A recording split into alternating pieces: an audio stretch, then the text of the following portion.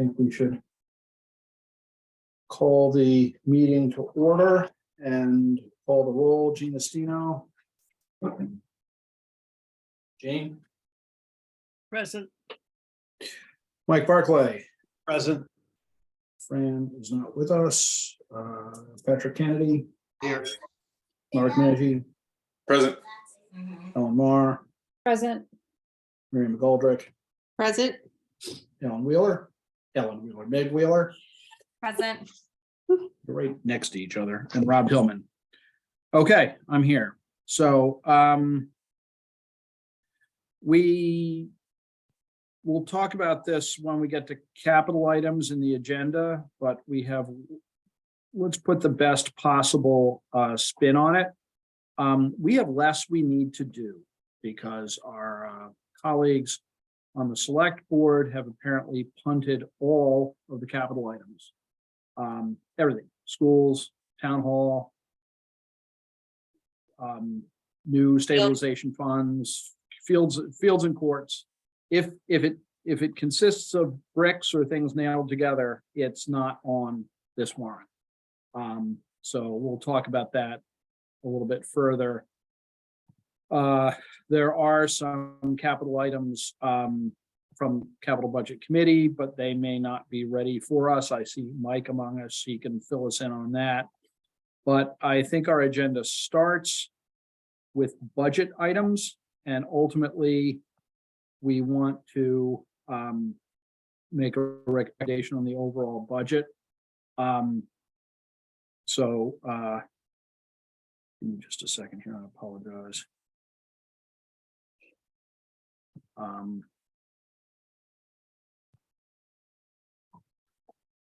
Seem to have tubed my folder with the agenda in it, but I think we should probably jump right into the budget. Chris had circulated an email at 10 minutes to 6 with a budget update that I assume is latest and greatest. Chris. Just some highlights. What Jennifer's already sent you is she distributed to all of you a line item and then the summary. And we're here to answer any questions and go through what you'd like to talk about. Okay, well, we have discussed most of the budget inputs. I don't think that we've discussed the water and sewer budget as thoroughly as we might have liked. Mary, I see your hands up.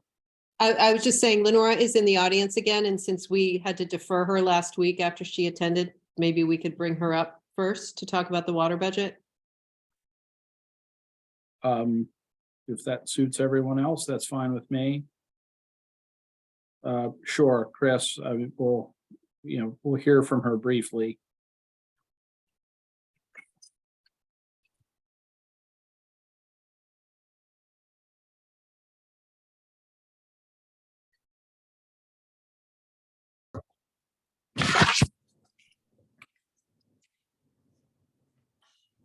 Oops. Hi there. I'm sorry, I am in my car right now. I am not driving. I have one of your former members driving. Okay, tell Lee we said hi. And do we have a budget document, Jennifer? Something to look at for the sewer budget. See if anybody has questions. Sure, let me just, I can share I'm this. sorry, water budget. I'll just share my screen. 1 second. Thank you. Can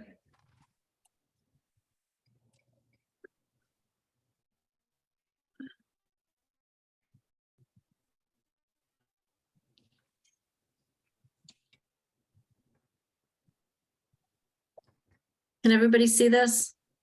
Yeah. I don't know. So Lee, are you going to talk? So I have the top part of the revenues up on the screen. Yes, okay.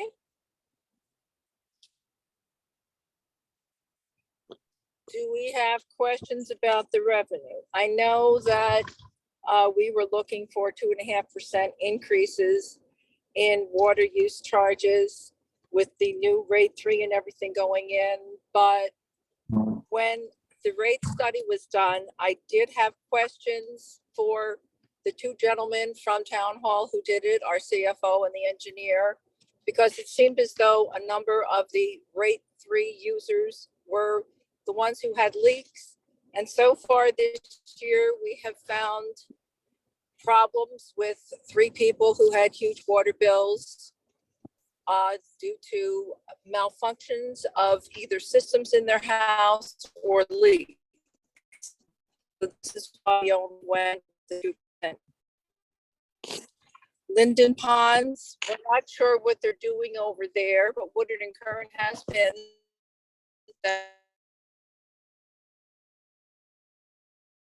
they have been good in maintaining low water usage.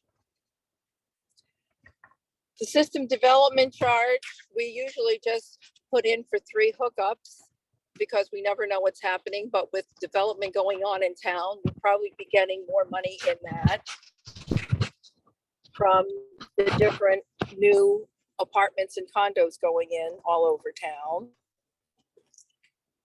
And you'll notice our revenue for rental and lease income has gone up due to T-Mobile joining Verizon, AT&T on the water tanks. So that's where it's gone recently. Because they started in 2022 where they paid us a year in advance, but they didn't actually come on until late in the year. Any questions on that?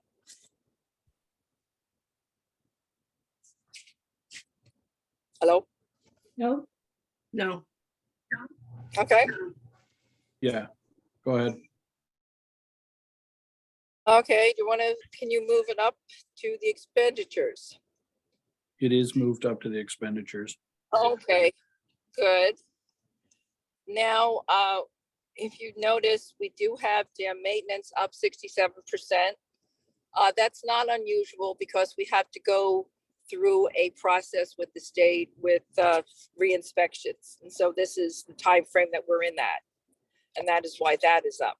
Sludge removal is up dramatically because of the situation at Elms Meadow. You know, Elms Meadow has been closed for 2 years and we were getting. Yeah, you discussed that when you were with us last week, so. You know, so it's now we're transporting to Connecticut and that's not to Bourne. So it might even be higher than that. The engineering and legal has gone up dramatically because we noticed that there has been some irregularities in some of the studies and everything that we've had done under one of our previous employees. And so we have to go through now with a new plant study with peer review. And so that is costing us extra money.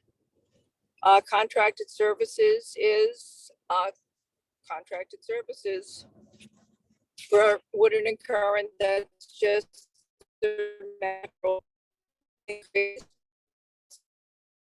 That we only have 3% increase, but looking at the market, you never know where that's going to go. And indirect costs. Now, indirect costs has been a major problem for us over the last 2 years because we have been having difficulty with the town. Initially, it started when I questioned 2 years ago why we had to pay health insurance for a dead person. And I was told, well, when you voted on it, it's cast in stone and too bad it's baked into our budget and you're stuck paying everything. Then we noticed that we're paying the rate for someone who's no longer working for us in that year. This year, in our indirect costs, we're carrying $90,533 for an employee that left last March. So, and then there is another little difficulty in there that has not been corrected that I could not agree with. And that's where we are on that. Okay, do I understand correctly, Lee, that you voted against this budget? That's correct, because of the indirect So costs. why, okay, then why isn't one of the majority talking to us about the budget? Because no one is, well, let's see, I don't know, no one really told anybody about this meeting. I just happened to come on to your meeting last week because I looked on the schedule. Having Okay. done this for years, I knew that advisory and selectmen usually had a joint meeting going over this. I looked on the schedule and I happened to pop into your meeting at that time because we. You're the were- one who's available. You've answered my question. Thank you. Does anybody else have any questions about the sewer, the water budget as presented?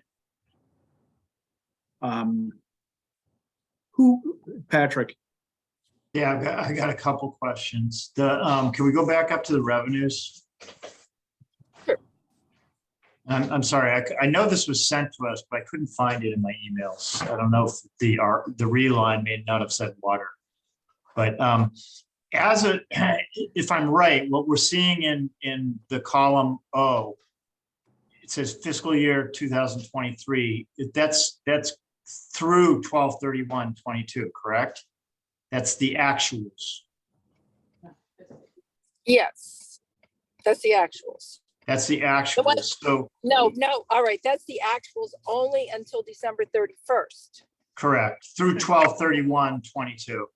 Right, So as of 6 months through the year,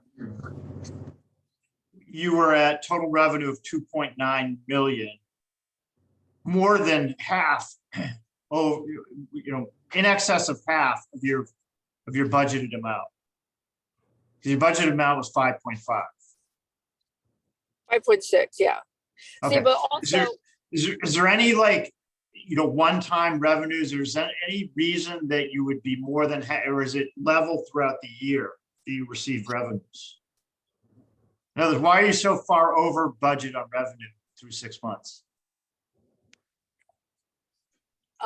our revenue is, let's see, I'm taking a look at this. It's difficult to really look at some of these charges because you don't know where you're going to be. And the water use charges, sometimes that has come in, it's not what was actually billed, because we have a whole list of people who are delinquent.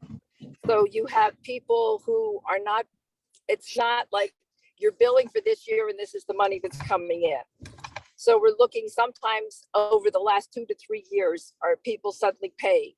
They could have had the great event of selling their house, so they decided to pay the back dues. Oh, to us. I understand there's a lag sometimes in payment. There is always at least a 30-day lag or some number of days lag in payment. Yeah. I But mean, that should, from year to year, that should even out to some degree, I would think. But I suppose you could have unusual events, but this just seems like maybe maybe the rate increase was higher than what it needed to be. That's where I'm getting at with this. well, we've also had people during this time come in for abatements. So it showed income here, but then they came in for abatements after they paid their water bill, which was substantial. That's another reason. You're saying there could be a reduction There could be a reduction in there. in future, because the way abatements work is you just give a credit to the next bill. Yes. Right, okay. Okay. I think that's all my questions. Thank you. Anything Okay. further? Is anybody interested in retained earnings or anything? Yes. Any questions on that?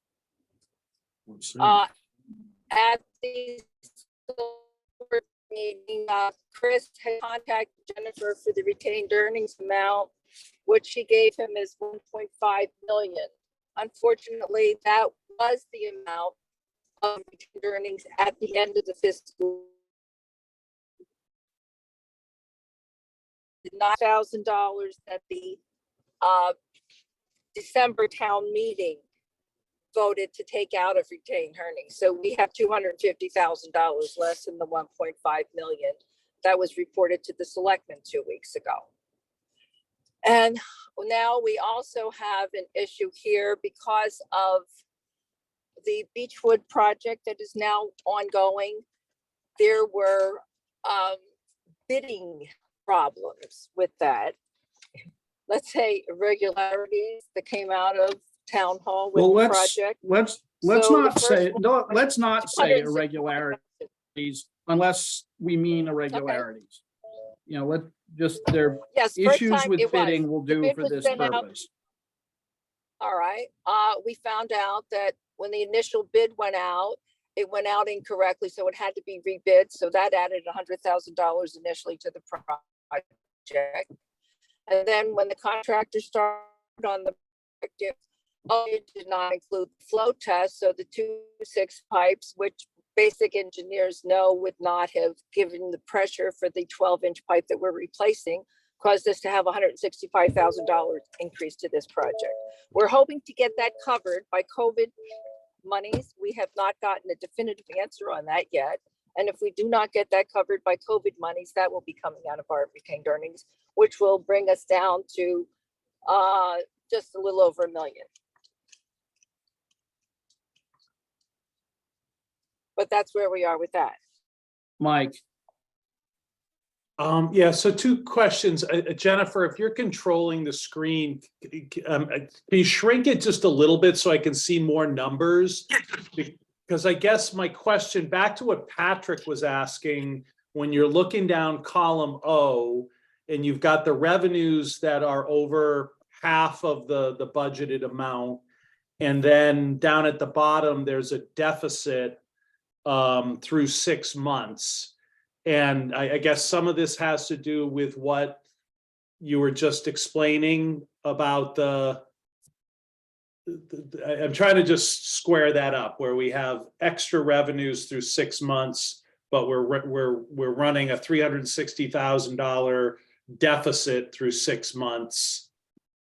I guess I'd just like to understand that, because I would think even though the revenues could be, you know, they're not going to be with abatements and things like that, it's not spread equally. I would think costs would be over the 6 months. So with a surplus in revenues and expenses being in line with what you would expect to be forecasted through 6 months, I'm just trying to figure out how we end up with what is, well, probably more than a $360,000 delta in that. Something in happened deficit. and the screen is frozen. Can you open the door for us? Okay. All right. I'm sorry, my screen got frozen here.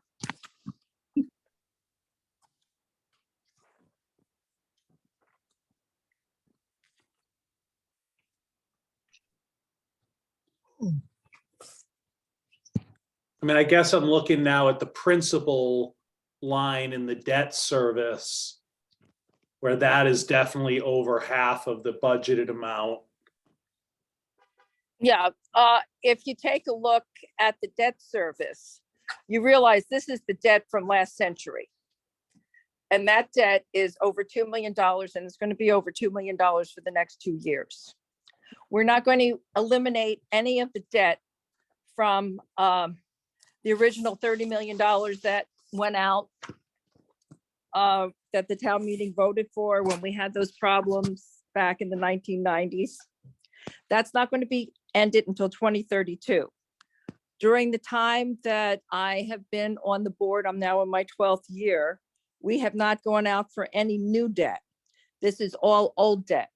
Unfortunately, there had been a report that went out in May of 2021 from the CFO that said that we went out for $1.3 million in debt, which was totally inaccurate, because we paid out of retained earnings for everything except for floating a $240,000 3-year ban that we paid off.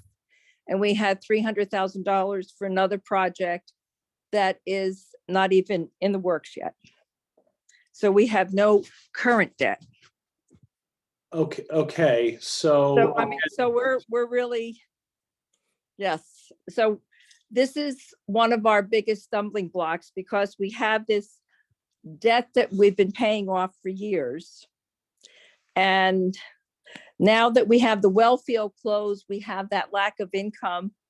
And so we are trying to do everything we can to mitigate whatever, but we have new peer review studies going on. We have, as I said, we did pay for a plant analysis under a different engineering firm that really did not tell us what we needed. So this is why the cost for the engineering and legal has gone up, because they're doing peer reviews of everything else. And if you remember the GAC study that we did for the $300,000 that came out with $3.6 million to put the GAC system on, and we all voted for that initially. And then when we had the bids come in, there were two bidders. One was a local engineering company, Ty and Bond, that came in with $5.4 million or $5.8 million. And Tetra Tech, the original company that did the $300,000 study, came in with 3.6. I had questions during the time of this whole process, and I did not vote for Tetra Tech. I voted for the other company. And lo and behold, unfortunately, within 2 months after the other two commissioners voted to award it to Tetra Tech, they said, oops, mistake, it's $5.4 million now. So that project is on hold to see what the story is. And it was not giving us everything that was initially presented. Okay, so I hear everything you're saying, but if I'm just focusing on the numbers that I see here, Okay. column N is what was budgeted. Column O is the 6-month actual through 12/31/22. And the principal amount that through 12/31 is 72% of what was budgeted. The interest is only 44% of what was budgeted. Just what I know about debt and amortization and interest, those two numbers don't jibe. I don't know what I'm missing. Jennifer, maybe you can help me out. Like Yeah.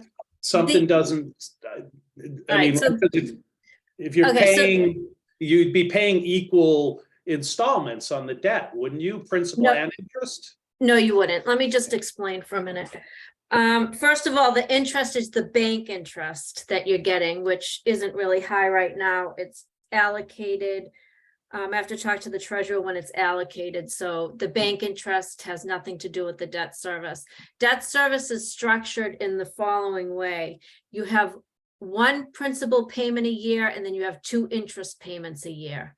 And depending on when they went out to bond is when they're due. So you could have debt service front loaded, like you can see here, if the total amount is 1.7, but we've already paid 1.2. So that's totally reasonable. A lot of times when you're looking at an enterprise fund, there are timing issues with revenue and there are timing issues with expenditures. You can't look month to month with the revenues minus expenditures to see if you're in the red or if you're in the black. If you really want to know if you're doing well, you need to look at the history of the revenues. Where are you right now with the revenues as compared to the year before? So all it is a timing issue. I also want to point out that you had a water main break that we actually was expended out of the water fund because we needed to fix the break. And then we appropriated money at town meeting. That money, those expenses have not been moved yet. So you're going to have expenses that will be moved from this to the capital projects for the water main break. Does that answer your question, Mike? I hear your explanation. I maybe I'm just a little slow today. I still don't totally understand it because we're not looking month to month. We're looking at 6 months. We're looking at half the year. And But Mike, think of it this way. Assume for a minute there are 10 slugs of debt that the water took over time. And 7 of them have the principal payment in the first 6 months of the year. And 3 of them have the principal payment in the second 6 months of the year. So that's why the principal's front loaded. gotcha. Okay, I guess that makes sense. Yeah. Okay. Thank you, Patrick. Yeah, Yeah. thank you. That helps. Okay, and then the interest, again, is gonna be based on how the timing of those 7 versus 3 work in the year. Okay. All right. Okay, one Sounds other good to thing, me. Mike, you have to understand that several of these notes had been refinanced 2 to 3 times through the years, and it was interest up front that was being paid initially. Okay, And this is why it's just taken so long and it's been such a drain on us. And, and we're not lucky like sewer.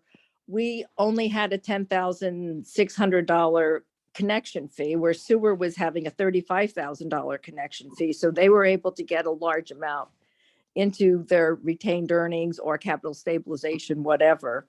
And we don't have as many hookups as they do, because we've been, now we're having quite a few with the development that is going on downtown.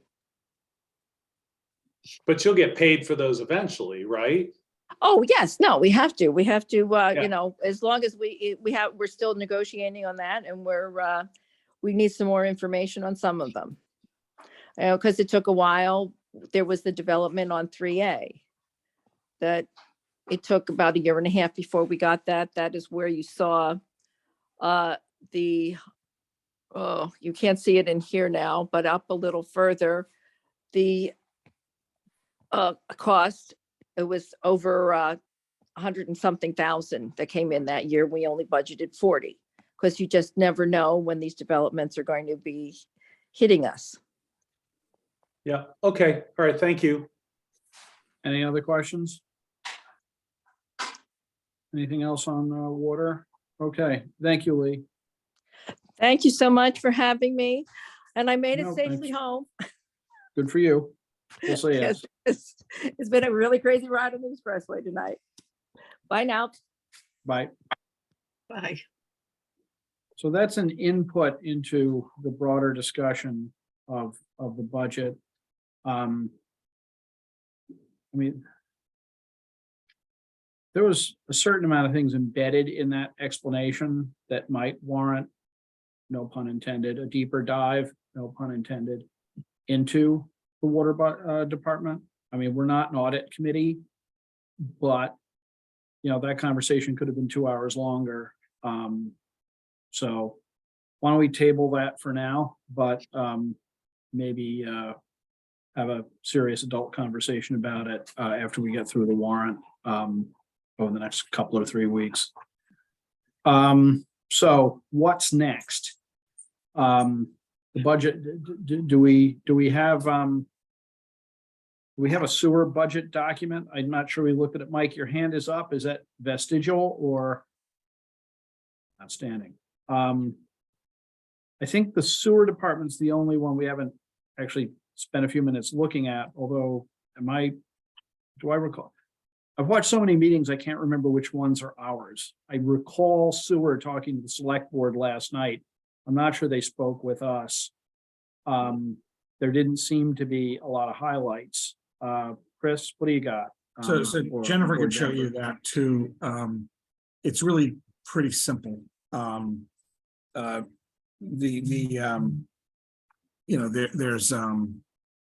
It's not significantly changed. There's no capital, by the way, no big capital projects, new capital projects for either sewer or water in this cycle.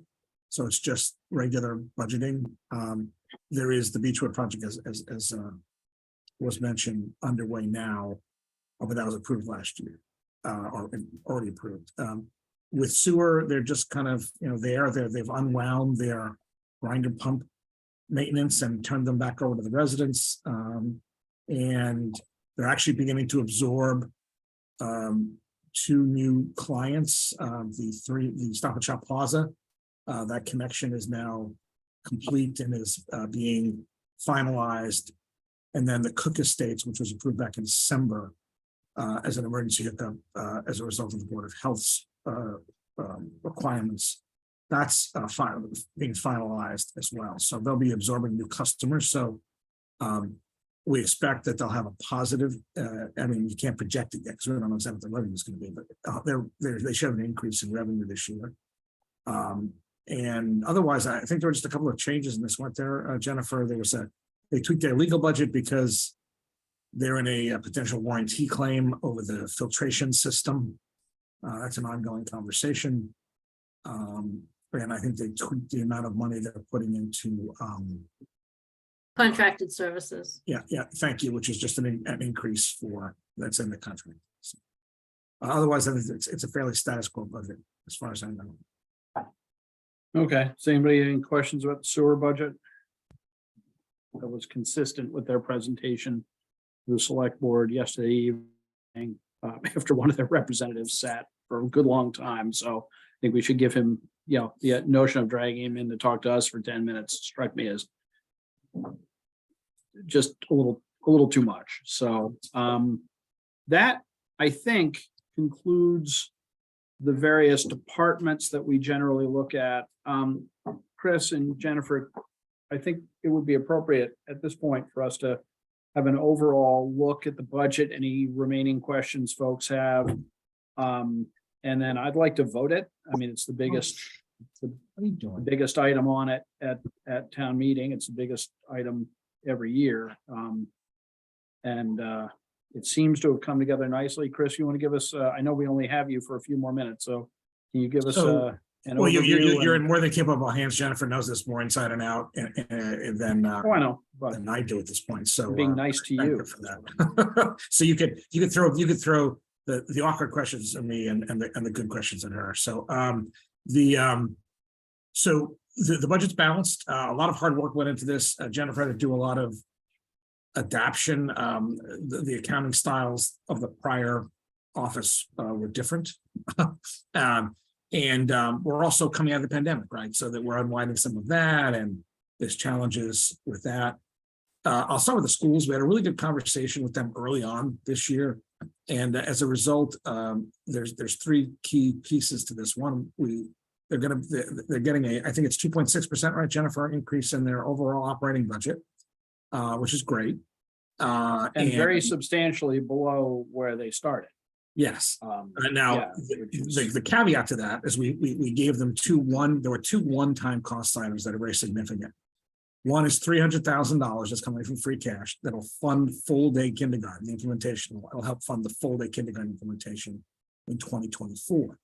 The good news of that is that once those kids are full-time, they become fully eligible to count as Chapter 70 in reimbursements. Now, the schools have said that the new money coming in will totally pay for the all-day kindergarten. We'll see. Yeah. That said, Let's go back and revisit that assertion. we will. That said, this was a top priority of the school committee, and this one-time funding is all we're going to give them, so we don't have any more. So the other, and I think Ellen has a question, so if you want me to stop, I'll read. Yeah, I thought that, Ellen, go ahead. Yeah, I just want to I have a question on the Chapter 70. That's Chapter 70 money doesn't go 100% to the schools, does it? No. It goes into the big pool. Goes into the pool, so they only get their percentage from Chapter 70. So for the 100 kids in full-day kindergarten in FY25, it's only going to be the percentage. So they'll have to absorb the differential of the $300,000, because it's been $300,000 to run full day, forever. And they'll have to absorb it into their operating budget, right? I think No, Jennifer has her hand up, maybe with an answer. Yeah, actually, Sue Owen did work with somebody, his name was Mark Abrams, just to make sure and do some calculations to ensure that the Chapter 70 would go up, and the calculations would be much more than the 300,000. So yes, we do share the revenue with the school, but also the projection of additional revenue is much more than the 300,000. okay. All right, thank you. So that's the one piece. And the other is some ARPA money that was undesignated that we were allowed to spend on anything. The select board authorized that to go to a new math curriculum for grades 6 to 12 and a new arts and music curriculum that's district-wide, if I recall, $270,000, give or take. And that, again, a one-time expense. Several years ago, we helped fund, I think, an earlier in elementary level. It's kind of like, and every so many years we do industrial reassessment, and we don't include that in the budget because it's an extra, it's like a $20,000 or $30,000 one-time expense. So we just kind of fund it every time we need it. We don't budget it permanently. in this case, it's the same thing, they're not replacing curriculums at $275,000 a pop every year, so. We had the money, and it worked. So again, those are two big asks, so the schools are getting that funding as well, and that's just passing through directly. We've applied through the county for our undesignated ARPA money for that, so, and the select board's voted that already, so that's all good. So that got us to, a budget. Now, what the schools do with it is entirely up to them. We have no control whatsoever over that. We've already talked with them. I'm It talking is, about they the have- general increase, not that specific. So I saw Mike and then Patrick. So Chris, the math and arts curriculums that are funded, I mean, those go, I mean, you can't, it's one-time ARPA money that went to it, but then next year, those curriculums are still in place, right? I mean, doesn't that Yes. go Yes, into? it's a multi-year. Yeah, they're there. Yeah, exactly, Mike. It's materials and it's all the materials that make the curriculum. I think I'm gonna use it for years until they replace it again. So I think they said, well, let me not say what I think they said, multiple years. I don't know how many, but I think at least 5, I think they were talking about. But yes, Mike, it's a long-term curriculum. Same thing with music and arts. They haven't had something in a long time, so this is a refresh. But I believe the shelf life, and again, I think Ellen and Jean or Mary can answer that better than I, but I think curriculums have a decent shelf life. So there's no more FTEs required or more time for the FTEs, the teachers or whatever to provide these curriculums. This is all books or whatever. This didn't pay for staff. This is just materials. Now, Okay, might they do in-service training on stuff? Yes, most likely. But any kind of additional staff has nothing to do with the curriculum per se. Again, let me rephrase that. This funding is only for the stuff. It's for the curriculum. It's not for people. okay. And the 300,000 for the full day kindergarten. I mean, like most things, I gotta believe that goes up over time. There's some percentage increase in the cost of that over time, but they're saying that they're gonna be able to fund that with fees. Now, with the new Chapter 70 money, it's going to come in. Or Because with right the new Chapter 70 money, rather. Okay, okay. And again, the population of kindergartners varies like anything else. So it goes up and down. So, so at this point, it's fairly high. You have to go back to the district for the long-term trends. But I know they try to keep the class size fairly low in kindergarten because of the age of the kids. But again, Okay, all right, cool. And not to nitpick, you said the budget went up 2.6%, but I'm looking at education and it's 2.72. I'm sorry. So I'm off by 0.1%. I promise. Okay, no, sorry about that. That's just, You caught me. Okay, I had Patrick, Mary, and then Jean. He rounded down. Chris, are ARPA monies still being held by the county and we've got to submit like invoices or whatever we have to do to have the county release the funds? Yes. Unlike every other county in the state? Well, no, we're just like Bristol. Is it Bristol, Jennifer? It's Cape Cod. It's Plymouth. It's Norfolk. Okay. So it's What is Cape Cod County called? I should Oh, it's know. Barnstable County. Barnstable. I'm sorry. It's Barnstable. Barnstable, Plymouth, and Norfolk are all doing this. They all have vestigial government. Well, Cape has actually a pretty robust government. So All right. yeah. So So we've the actually question applied. the real question is there any chance that the county says no? And if they say no, it doesn't qualify, are we guaranteed that it's going to qualify? Well, this is money that I can let Jennifer answer if I'm being incorrect in any of this. This is the money that's been designated as revenue replacement, which can be spent on pretty much any legitimate purpose. So the money we're getting from the county for the curriculum is any purpose money. That 273. Now, there's another 1.3, if I recall correctly, that's designated for type projects, and we've applied for 200,000 for water. For the extra money for the Beechwood Water Project, and we're likely to apply for the rest for sewer, though we're still defining exactly what that project is. Because those are the only projects really that the county's letting go money for is water, sewer, and broadband, and we're not installing broadband in town at this point, so it's already there. So you don't Mary? think that there's much Oh, risk with those funds? Well, I don't know, I shouldn't, the county, it took me a week to get into the portal. Because they had to like tweak their entry protocols And the invitation code was literally like 57 letters and numbers. And so God help me, you think I was trying to get into Fort Knox. Now that said, Jennifer got all the, so she's been doing the yeoman's work of getting all the applications in, and I have to certify them. But it literally took me a week to get them to get me into the system. So that said, it's not been all of our neighbors tell us it's not a slow process. But as long as you're in the zone, you're giving the information they need, there should be no reason to reject it. And with this, Patrick, it's revenue replacement money. And schools, post-ARPA stuff, post-COVID stuff, is a legitimate expense anyway. It kind of fits in the global scheme of ARPA, even if not this money. So I think we'll be okay.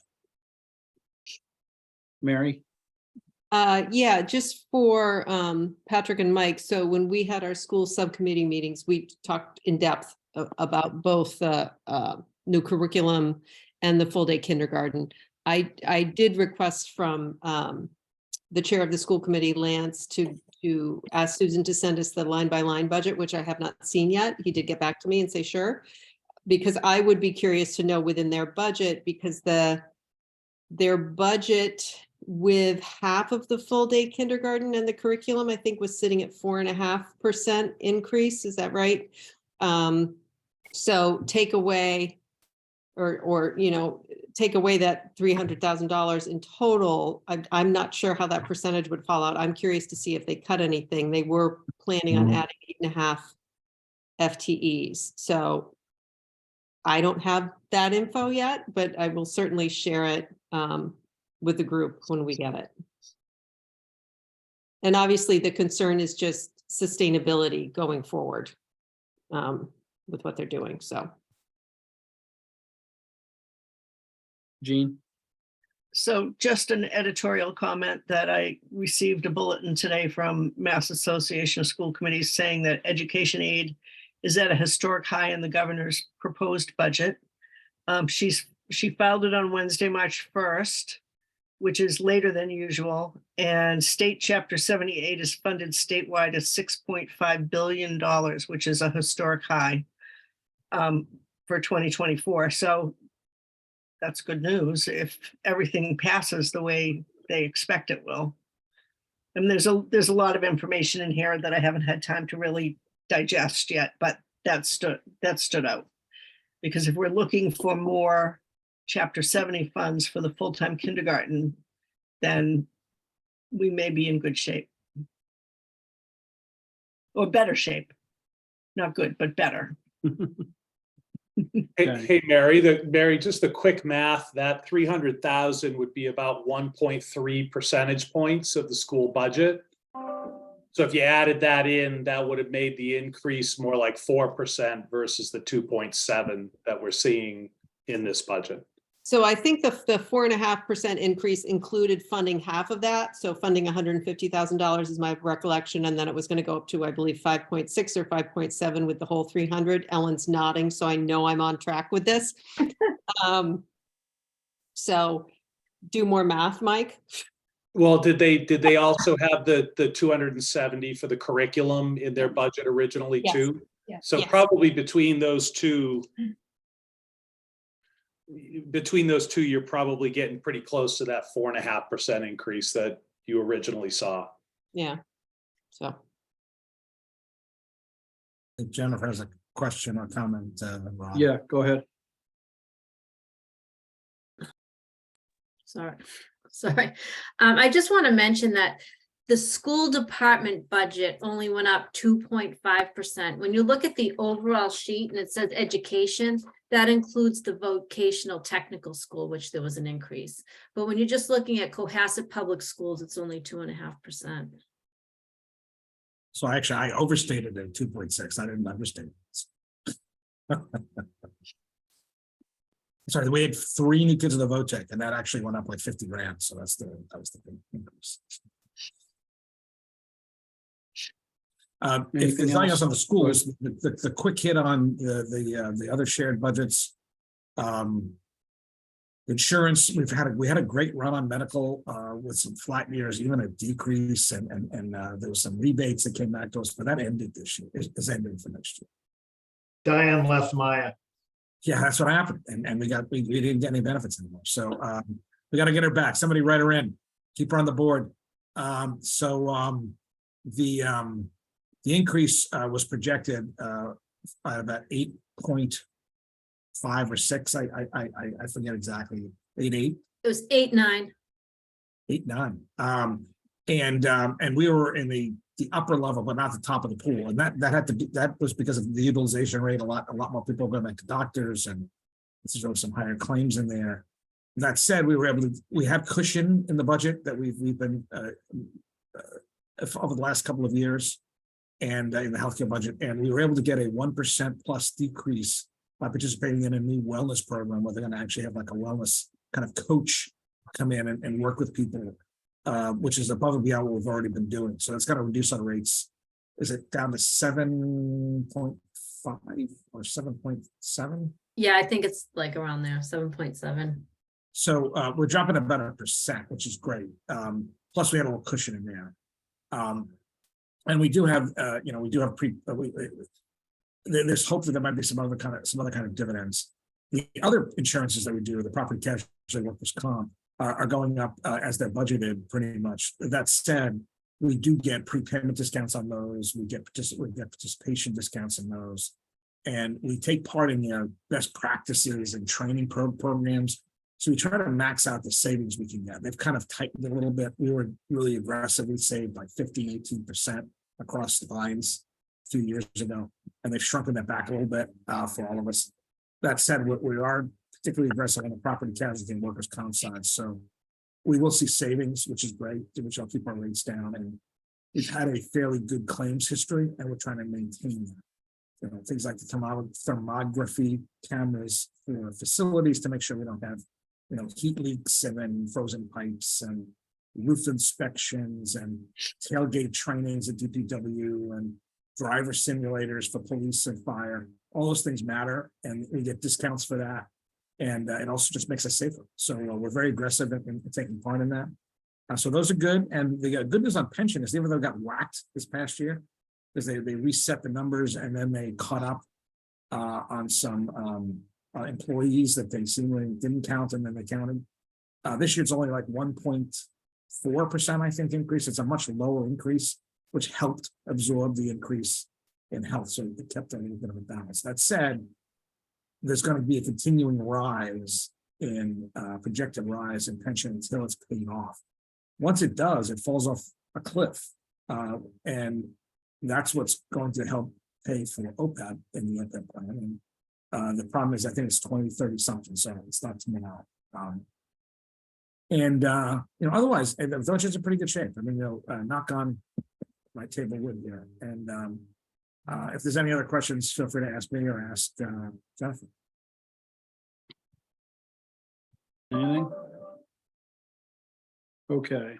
Why don't we take a look at the warrant that Chris circulated under the title latest and greatest version.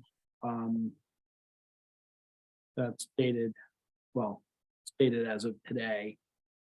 And if we go to Article 4, there's a reference to the operating budget attached as Appendix A, which is not yet attached as Appendix A, which is how it is every year. But Jennifer, the budget that you circulated to the committee earlier is the current version of what will be the budget attached to the warrant?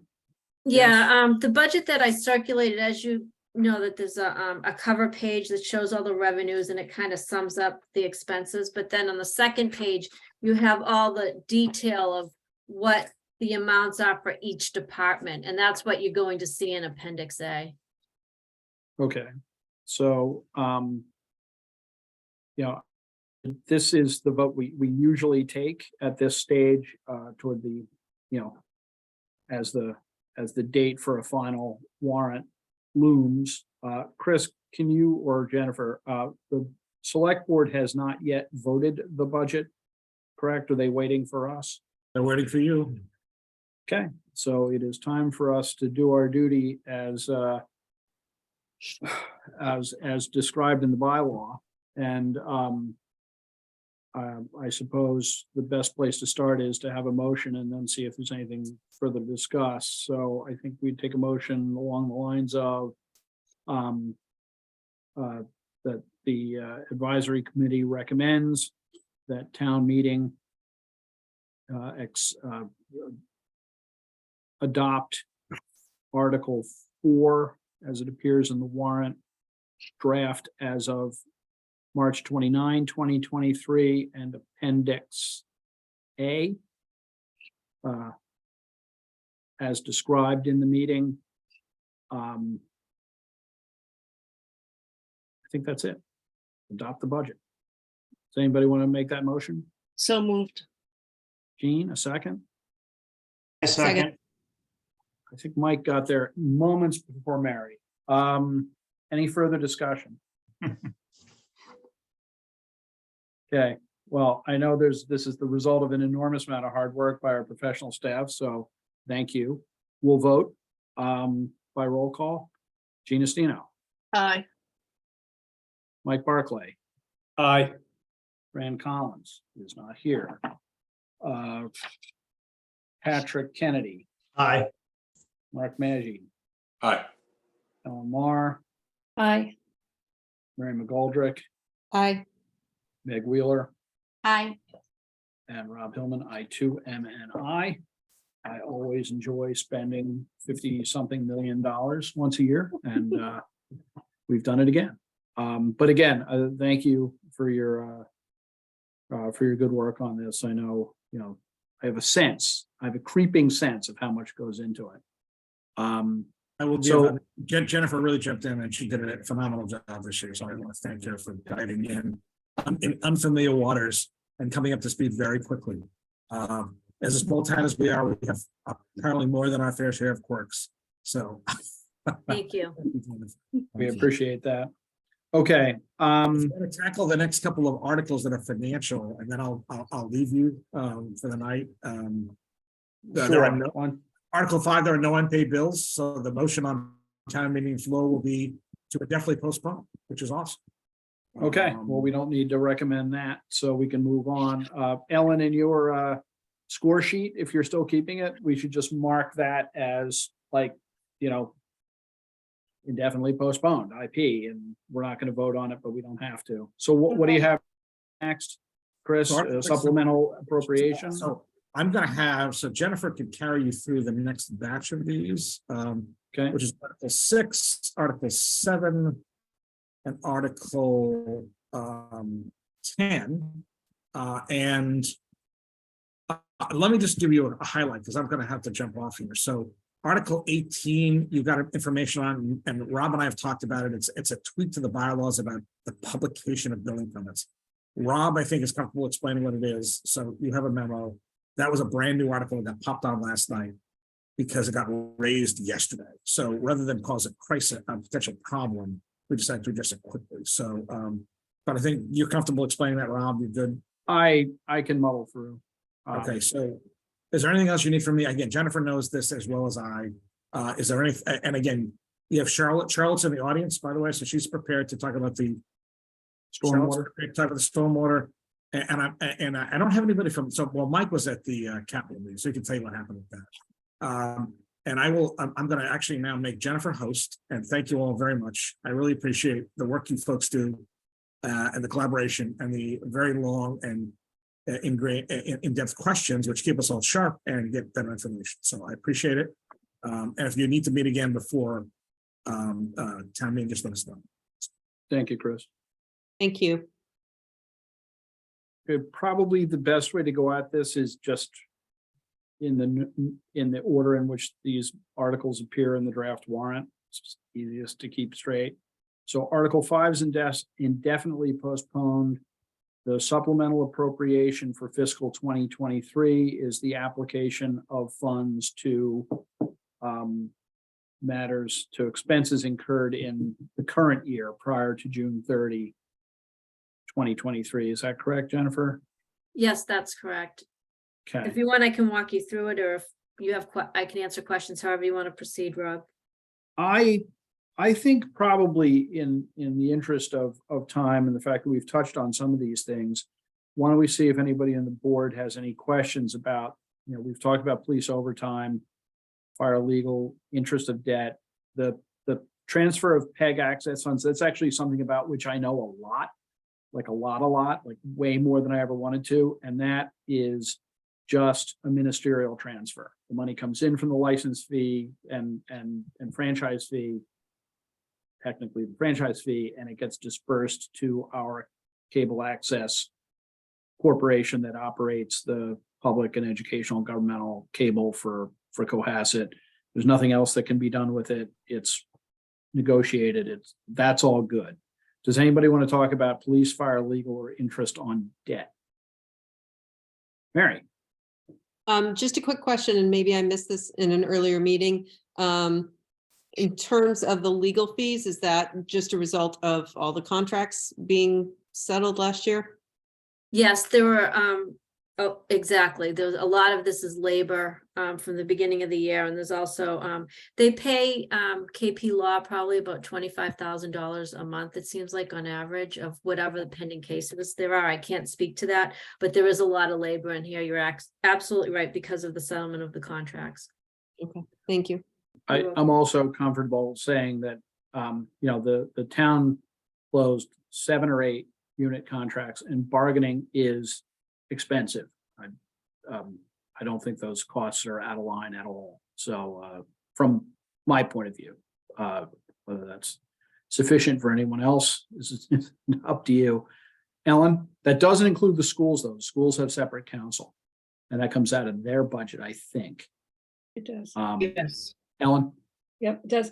The police and the fire, is this a result of when their contracts were presented for ratification? No, Jen? Yeah, police, it's really it's police overtime. And the Okay. reason why we're in such an overtime crunch is that we have, I believe, 4 police officers out right now on either injured on duty or family medical leave. So we have to fill those shifts on an overtime basis. We only have 1 vacancy at this moment. And as you know, when that happens, you have to fill the shifts for overtime. So that's really what's put us in this crunch this year. Okay, thank you.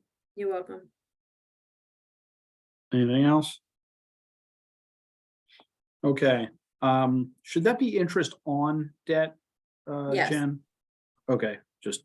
Yeah, we'll make sure the corrections made. Oh, yeah, I just, okay, then are we prepared to have a motion on Article 6? I think the motion would be the advisory committee recommends a town meeting adopt Article 6 as it appears in the draft warrant as of March 29, 2023. Anybody want to make that motion? So moved. Thank you, Jean. Second? Second, Mary. Very good. Further discussion? Okay, then vote by roll call. Jean, go ahead. I'm sorry, Mary. Rob, I'm sorry. Do we need to include any language since we don't have a figure for the PEG access? I don't think we need to, because that number is determined by the amount that the cable companies collect under the franchise fee provisions of the cable licenses. So a number of dollars will come in and that number will be transferred. So really, I'm comfortable voting it this way because there's no other that there's. Yeah, I no know we other don't thing that can interact happen with it. It ourselves. just goes from one bucket to another bucket, but That's right. And it used to go directly, but now because of some changes in state law, it just passes through the town's hands, which is fine. It probably always should have. But yeah, it doesn't, there's no alternative but to hand it to them, and they do great work. So Sure. Other questions, comments? Hearing none, vote by roll call. Gina Stino, Aye. Mike Barclay, Aye. Patrick Kennedy, Aye. Mark Maggi, Aye. Ellen Mar, Aye. Mary McGoldrick, I, Meg Wheeler. Aye. Rob Hillman, 2 and I. Okay. Stabilization funds. Jennifer, do you want to walk us through these? Sure, there's two appropriations in this, and it's for the water, from water revenue and from sewer revenue into the water capitals. 95,215 from water revenue into the water capital stabilization fund. And the 52,452 from the sewer revenue into the sewer capital stabilization fund. It looks like traditionally what you look at is you look at, you know, what needs to be increased in your budget, what are the conservative revenues, and if there's any extra, if you will, or excess, then that gets transferred into the stabilization fund, which is really a savings account for water and sewer. And those would be Okay. the only transfers into the stabilization funds right now, for this town meeting. Questions? Then, Ellen, Don't we normally have transfers to the other stabilization funds at town meeting? Or are they all done at special town, like the last special town meeting? Yeah, you have, all right, let me answer this question in two different parts. You're right, you do. Normally, in the operating budget, you have 1.9 million that's allocated to capital that gets transferred into the capital stabilization fund. It's from like raise and appropriate. And then I think sometimes you'll allocate some free cash to your capital stabilization fund. Well, this year we don't have free cash to transfer into the stabilization funds. We need that to balance portions of the budget that you just voted. The 1.9 million, what we're doing this year is we're not transferring it into the capital stabilization fund. We're just going to allocate the capital projects from raise and appropriate. Because what's been happening is that the 1.9 in Article 4, you transfer it into the capital stabilization fund, and then you transfer it out in Article 5. And it's made it very messy accounting wise, because your stabilization funds are invested for the long term, longer term than just keeping your money as cash. And so you can invest it conservatively. And so you're not going to transfer in the money, the morning and then transfer it out at night. It all happens at the same time. So we want to make it cleaner. So my recommendation is that we're going to just keep it straight. So the funding of the capital plan will be from raise and appropriate. Okay, that's understood. What about, do you think we'll have any pushback from PEB? Because we always put money into the PEB stabilization fund. No, I think we are putting in, you can see it on your budget overview. We are putting the money in from free cash into the PEB stabilization fund, but I believe that's part of Article 4. If I remember, when I look at past town meetings and I look at your motions for the operating budget, and you can see it in the budget overview. If you look at your fund, other available funds, you'll see free cash for 212,755 on page 1. And then on the second page, you should see it coming out again as 212,755 for OPEB, for other post-employment benefits. So we are funding that. Okay, yeah, I see it. Okay, Yep. thank you. Okay, yeah. It's I just, how just do don't- I? I think on town meeting floor, if that's not articulated, we could have some commentary on it. Absolutely. I have met with the PEB committee, so they do know that we're fully funding it this year. And what I'm Okay. trying to do is I've tried to come up with one document, the budget overview, so we can have everything, these are all your revenue sources and your expenditures. And then I just have to be able to translate it without confusing people into the motions at town meeting. But yes, we will be funding that. Okay, thank you. You're welcome. okay, so does that put us in a position to vote on Article 7? I think it does. So I think the motion is the advisory committee recommends that town meeting adopt Article 7 in the form it appears in the March 29, 2023 draft warrant. A motion? So moved. Second, Jean, a second. Mike? Any further discussion? Vote by roll call. Gina Stino, Aye. Barclay, aye. Patrick Kennedy, Aye. Mark Maggi, Aye. Ellen Mar, Aye. Mary McGoldrick, Aye. Meg Wheeler, Aye. Rob Hillman is an aye. Article 7 is adopted.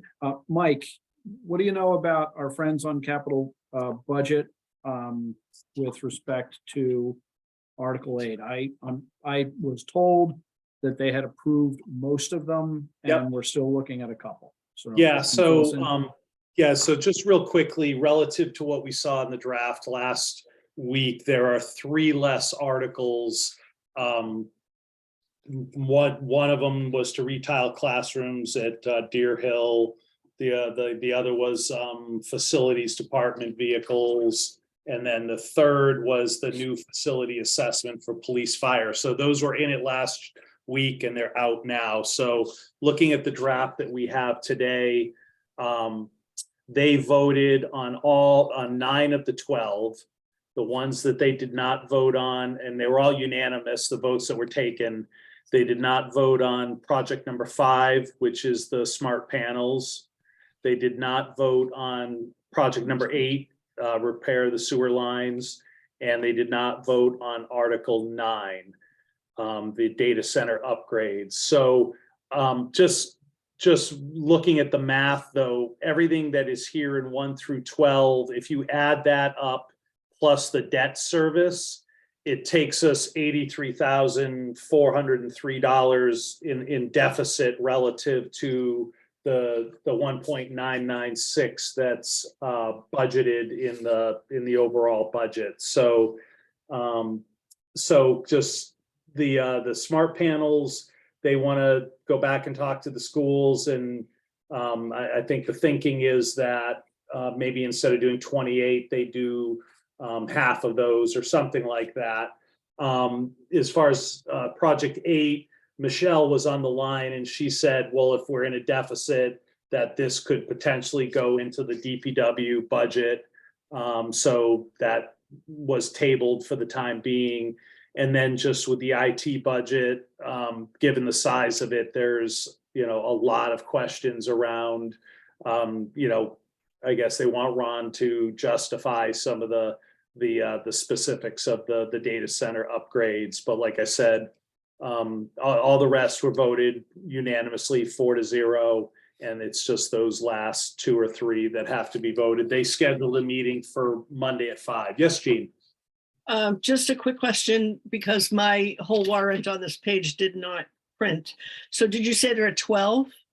There are 12, correct? Okay, mine only printed 1 through 9, so I'll have to go back and see where it is. Yeah, so the 3 that you don't have is, and they're not controversial at all, would be number 10, which is the 2 police cars, the 2 police cruisers. That is part of the typical capital budget. Number 11 is for 24 tasers under a 5-year lease. And then project number 12 is 3 sets of turnout gear for the fire department. Did they vote for those things? They did, yes. So the police cars were 124, the tasers were 12,355, and the turnout gear was 33,500. And those were all voted unanimously, Thanks very much. of course. So Mike, let me ask what you think first. I mean, one thing we can do, and we have done, when capital budget, I'm reminded of a quote Gilbert, William Gilbert of Gilbert and Sullivan fame once wrote a letter to a railway in England and said, gentlemen, Saturday morning, although occurring at regular and predictable intervals, always seems to catch your railroad by surprise. The Capital Budget Committee has the same problem with town meeting. Although it's on a published date, they've never, in my time as chair anyhow, given us a complete slate of projects to vote on before the thing, or appreciably before the warrant goes to print, which isn't really a criticism. They're very thorough. We know that, and that's fine. But here we are. We have numbers that are still. My concern is we could vote the ones they've already voted, but what if they want to rebalance it to get within their number? Do you follow me? Am I making any sense, Mike? Yeah, what do but you think we should do? Well, where they're gonna rebalance it, so given there's a $83,000 deficit, like I said, 15 of that will come out of the repair sewer lines, so that'll get you down to 60, 68 or whatever. And it appears it'll be project 5 where there's some wiggle room on that one, if not the IT. So the 9 that they voted, in listening to him for several weeks, there was no controversy or dissension about those 9. So I wouldn't suspect that they would change their vote on any of those 9 or the amounts that were voted tonight. And then Okay. it's just those last 3. And it admittedly, unfortunately, Ron Menard, I think, had a family emergency, so he couldn't be on the call to take them through the data center upgrades. And the problem with, or not the problem, but there was a change in the strategy with the data center where last year when we were talking about this, the thought was that they were going to basically go out and use Microsoft Azure Cloud, which would then become more of an operating budget item in terms of backing up data and things like that. And this year, Ron decided to instead buy servers and kind of have the hardware on premise. So that was a big change in what was a big number for that IT capital budget. So they still want to work through their opinion. Yeah. on that. Yeah. Now, subject to Mary's thoughts on this, I'm inclined to vote on some things, but Mary, go ahead. I was just gonna ask Mike for a little more color, which you've certainly given. When Ron was speaking with us last week, I do think that, you might have asked the question, Mike, about whether this was to keep servers in-house was something typically done in the school environment, and the answer was yes, if I remember. Yes, but I mean, that wasn't the strategy last year, but I guess for some reason he must have looked at it in the past year and decided that the data that we have is, can be kept on premise. And this is kind of stretching my knowledge of, the cloud. But that he, just felt more comfortable that they could make the investment in the capital goods items, because one of the things about once you kind of get into bed with one of these cloud providers, you're a little bit at their mercy in terms of how they price things. And so where going to the cloud and using Azure for the backup would have put us, with Microsoft, and we might have been subject to year-over-year operating increases. He felt like, he could put together the data storage on-prem through a capital budget and have more clarity about what future costs might be. I guess what I would be interested in, and if you're going to tune into their meeting next Monday, Mike, is just I don't remember if he shared with us like a 3 to 5 year capital plan for IT, just about what he is looking for going forward. I mean, this is obviously a really big nut for 1 year. But it's also, at least the way he described it, and I'm way out of my lane here, seemed pretty critical. So, but I would be curious to what is he looking for this kind of investment year over year for the next 3 years, or does this take care of things for a while, or? I believe it takes care of things mostly for a while, because I think we spent over like 220 last year on IT as well. I'd have to go double check that, but yes, but that was based on the explanation I heard from him. That was the benefit of doing this, was that he felt like he had better visibility going forward. But in terms of what future asks might be, I'll definitely get that answer for you. Okay, thanks. So I'm going to suggest that we vote on the list of projects in current Article 8, except for numbers 5, 8, and 9. Anybody have any 9. thoughts? I said 5, 8, and 9. Yeah. Right? 3, yeah. Thank you. Does anybody have any, that, I'll put a motion out there. We can talk about it. If anybody has any further questions. So the motion would be the advisory committee recommends a town meeting adopt Article 8, capital improvements budget in the form it appears in the draft warrant dated March 29, 2023, except for projects numbers 5, 8, and 9, on which the advisory committee will defer its recommendation. Anybody want to make that motion? So moved. I'm gonna give Jean the tie on that one. So Jean, a second. Second. Mike, further discussion? Yeah, I would just mention that on Article 5, which we're not voting on, I think one of the things they also have to tackle is the woman who is in charge of IT at the schools, I believe, left. So that was another reason why that one was delayed. Because that's project 5, right? Not Article 5. Yeah, Project 5, yeah. Okay. That's not, that's a hard transition. Ellen? Yeah, two quick things. So they did hire, they switched the position from Jennifer Radden's director to a more data collection director. I don't know the formal titles. That person has been hired, so maybe they'll be able to get up to speed a little bit on that. Do we want to, so my first question was, do we want to defer 5, 8, and 9 to town meeting floor? Are we gonna, is the motion to defer it like to the next meeting? Well, we generally will defer to a meeting between now and town meeting. Okay. So we'll have a meeting to prepare for town meeting, talk about any warrant articles that we actually want to stand up and address, any Okay. loose ends, any changes, and that's one of the things we'll do is we'll bring it forward then.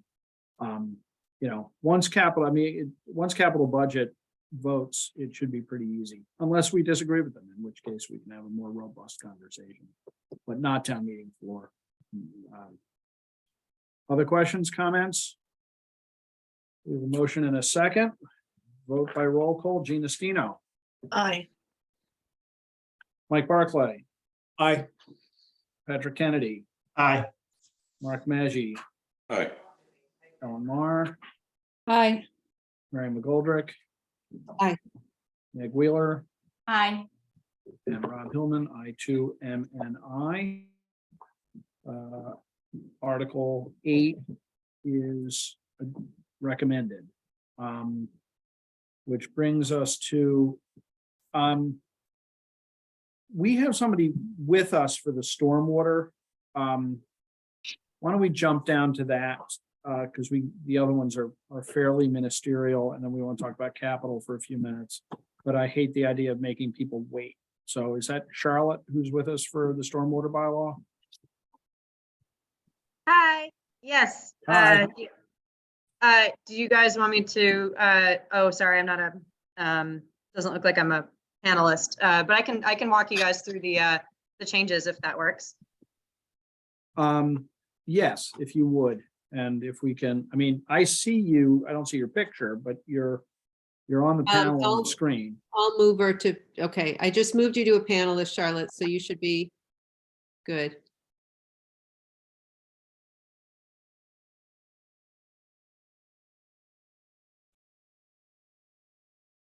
Hi, guys. Hey. Hello.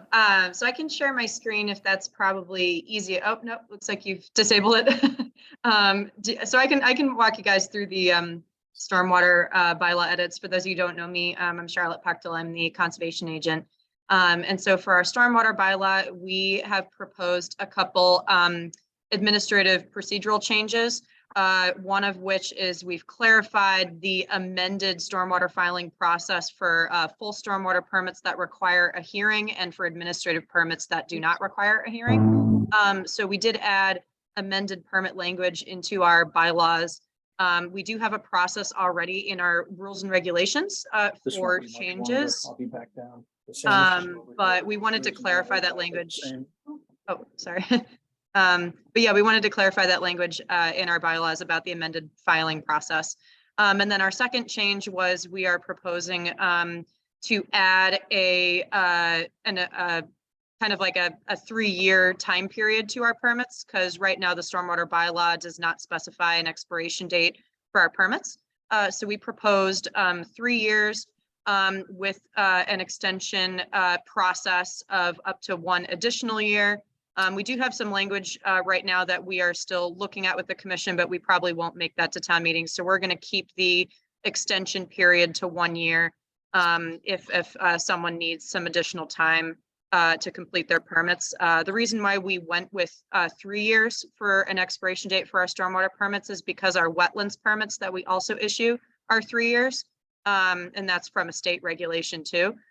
So we wanted to be consistent with giving both of our types of permits the same expiration timeline. And then we also did clarify some of our other procedures in the end of the bylaw. We just wanted to clarify some language about show cause hearings, and that someone who is aggrieved by the decisions from conservation can appeal to the courts of competent jurisdiction. We already have language like this in our bylaws, but just kind of wanted to clarify that language a little bit better. And then we did go with council's suggestion at the last section in the end for non-criminal disposition to increase the penalty from $100 a day to $300 a day. That's the maximum allowed by Mass General Law, Chapter 40, Section 21D. So those are the changes mostly. You know, if I'm happy to go over them if you guys have any questions. That it was approved by the Conservation Commission and Select Board. Very good, thank you.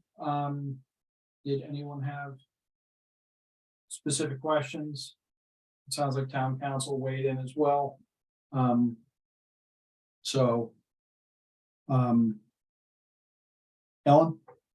Yeah, in the draft we received today, it just it doesn't show the text. Is it going to show, is the warrant going to show the actual text? Yeah, so the warrant article that we drafted, I think we're still waiting for town council to review it and finalize it.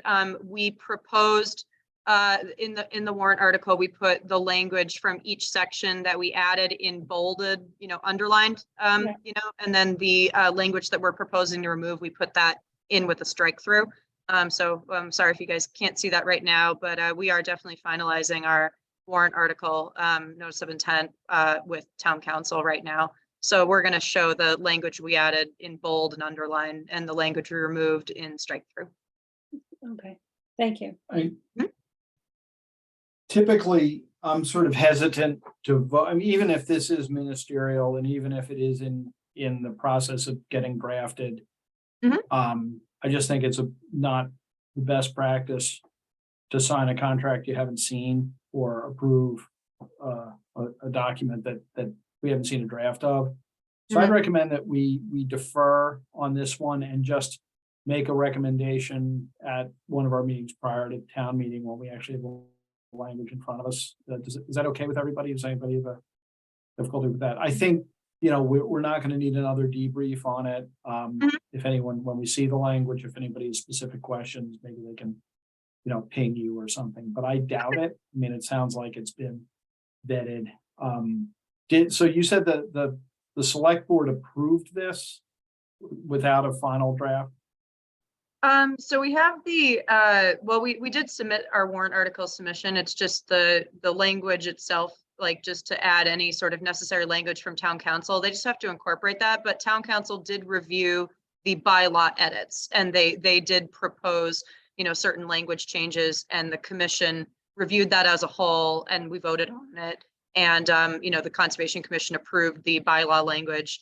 Okay, and then so the select Concom voted on language that was in front of it. Okay, I think we just wait till we get the language in front of us and we can probably, turn it around in 5 minutes. No Is everybody problem. okay with that? Is that reasonable? All right. Well, thank you, Charlotte. Sorry to have kept you. That's okay. Well, we appreciate I'll try to appreciate the finalize input. that really quickly for you guys. I'm sorry it wasn't prepared tonight. Oh, no, there's so much going on. So this is number 17. We're going to defer. All right, then, getting back, we need to vote on Article 10, allocations of funds for one-time cost. The application of free cash. I think both of these matters have been discussed. Ron talked to us about IT security when he met with us, I believe, and we talked about full-day kindergarten moments ago. Does anybody have any further questions that Jennifer could address or other things we need to know, or are we prepared to vote on Article 10? Hearing none, it would be good to have a motion in the form of the advisory committee recommends that town meeting adopt Article 10, allocation of funds for one-time cost. That is, as it appears in the draft warrant of March 29, 2023. Somebody want to make that motion? So moved. Mary, second? Second. Second, Mike got there first. Okay. Further discussion? Then a vote by roll call. Gina Stino, aye. Mike Barclay, Aye. Patrick Kennedy, Aye. Mark Maggi, Aye. Ellen Mar, Aye. Mary McGoldrick. Aye. Meg Wheeler, Aye. and Rob Hillman is an aye. Article 10 has been acted upon. The next open item is Article 13 from the CPC. There's nobody here from CPC to talk to us. Is anybody on the call right now engaged with CPC and what they've done? Maybe Jennifer, do you have anything like to I can shine brief on you. it? Also, Corey I can promote Corey if you wanted to brief you as well. And I was at the CPC meeting the night that they took up the 2 applications, so I can speak to So it as well. you're here. I mean, I know that they have a lot to do, but they have a warrant article. And maybe I should have done a better job inviting them. I don't know. Corey Why is- don't you run us through them and we'll go from there. Mary? Corey is on the committee, Rob, as the I know. representative. Yeah. Okay. That's cool. No, I mean, I guess he is on the committee. So I have this, we'll talk about this when we do some procedural or reorganization stuff, but I'm concerned about if he comes in, it would be a member of the committee, it wouldn't be sort of public comment. So why don't we promote him? He can give us a rundown. I'm wary of just letting, I think, never mind, we'll move on. So if Corey is available, he can walk us through these. Maybe we'll be comfortable voting on them. Maybe not, we'll see.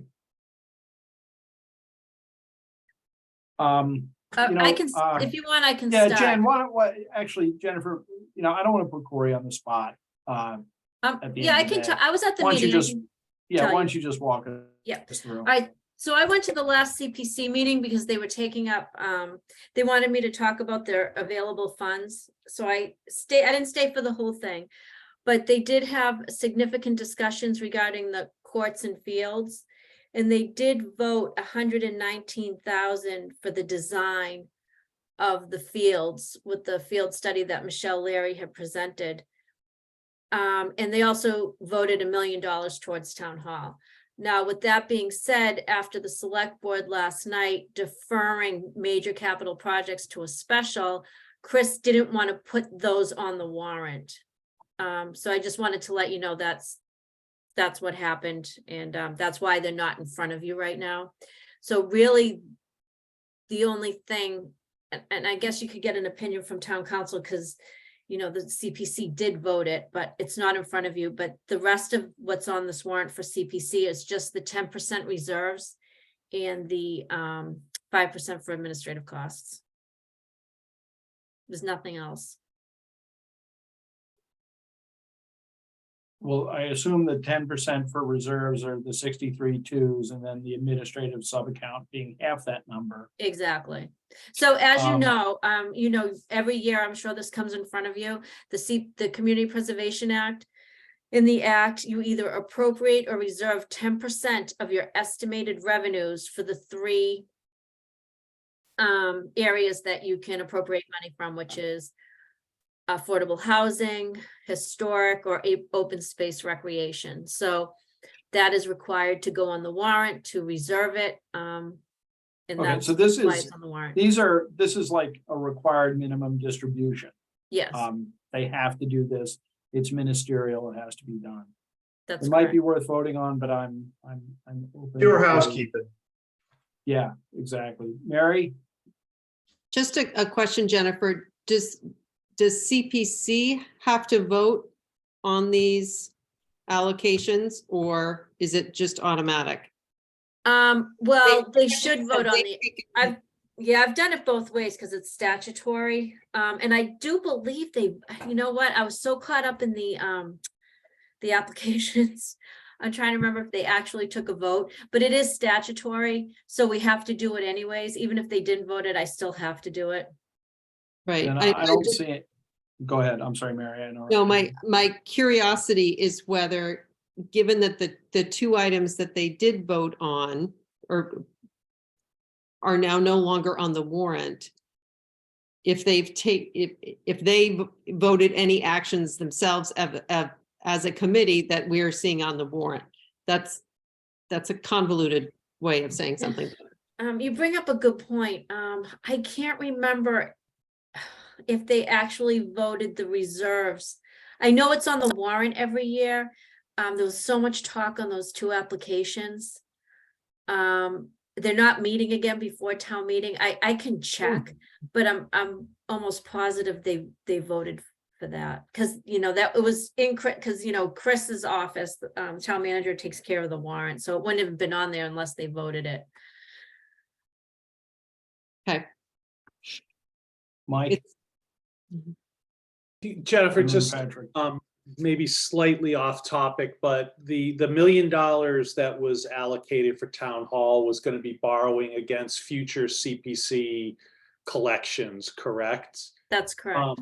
And I don't think we have anything currently in that, but if we were to do that, would there then have to be another line item under the statute to like fund that or interest on that, or how does that work? Yeah, okay, so any borrowing articles, whether it's being paid back from CPC or water or sewer or general revenues, would be a separate, I would suggest a separate article, because you have a borrowing authorization, and in the borrowing authorization, the motion is rather lengthy. You have to cite Mass General Law of what chapter 44, what section you're borrowing it under. And so, yeah, it would be a lengthy motion. I would suggest it would be separate. So, if town hall was going forward, I would envision, one article, right, for borrowing, and you would cite, CPC and, debt exclusion. Okay, so despite CPC, despite the fact that it's a different line item on our taxes, that is the collection source for CPC, you can bundle that in with other debt offerings. You don't carve it out and just make it part of the trust or whatever CPC. No, well, so when we go out for a bond issue, we bundle bond issues all the time for different purposes or different, revenue sources. So Yes. yeah, we would, but the way you would see it is it would have come to you in front of one article with a lengthy motion citing, CPC and a debt exclusion. But Okay, so if they borrow against future funds, the interest for that is going to be paid not from CPC, but somewhere else. No, they would, so, all right, let's just talk about CPC, forget about the debt exclusion. So if you have a capital project and you're borrowing against CPC revenues, the principal and interest would be paid back from CPC revenues. And what Okay. you would see in the article, so we'll use the $1 million. So what happens is town meeting would authorize the $1 million, 2/3 vote. And that's just the principal part of it. We don't know what the interest is until we actually go out to market. So when you authorize, you are authorizing the principal and then the interest goes with it, and then both are paid back by CPC. Okay, So there's an indication that CPC didn't vote these reserves. They're also, it seems to me that given the changes in the capital picture, CPC, I mean, is there any indication that they want to bring forward any other project to apply funds to? Or are they just going to hold fire and see what happens, which is probably the right thing to do Yeah. with these capital projects? I don't know what CPC's intent is. I just Okay, know I think what they perhaps, voted with the, the closing of the warrant. That's what they discussed, what they voted. I believe they voted the reserves. I wish I could say, oh yeah, I remember. It was like 8:40. I have But- some indication that they did not. So rather than guessing, and that's not a reflection on, somebody from I should have got somebody from CPC to be here tonight. That's on me. But again, do we really want to just, even if they're statutorily required, I suppose we could vote to support those, to recommend those transfers without necessarily waiting for CPC to vote on what they have to do. And I'd be okay with that because it would just save a little confusion in the between now and in another meeting prior to town meeting. Does anybody have any thoughts about that? Are you good to go? Do you want to vote them? Do you want to defer them? I'm fine with recommending that town meeting do what's statutorily required. Yeah, that's kind of where I'm leaning as well. Anybody else have any thoughts about that? I'll frame a motion if everybody's generally comfortable. Our And, two attorneys are comfortable with that. I will be comfortable with it.